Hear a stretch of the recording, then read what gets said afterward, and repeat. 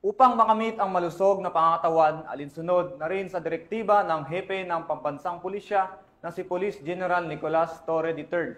Pinangunahan ni Police Brigadier General Dindo Reyes, ang Acting Regional Director ng Police Regional Office 1, ang Police Tenix sa Camp Bijen, Oscar M. Florendo. Yan ang balitang hatid ni Police Corporal J.R. Delemendo.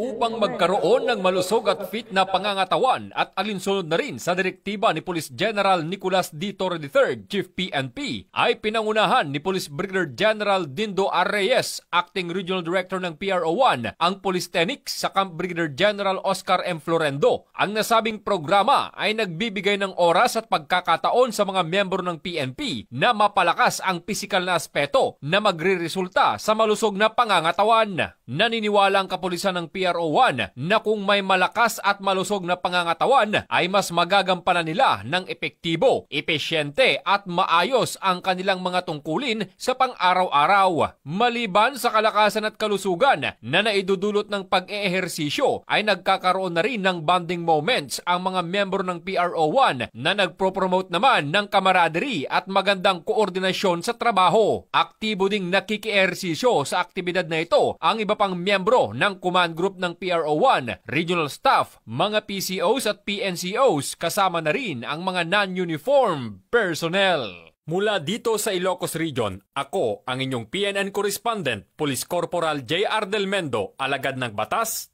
tagataguyod ng Balitang Pulis.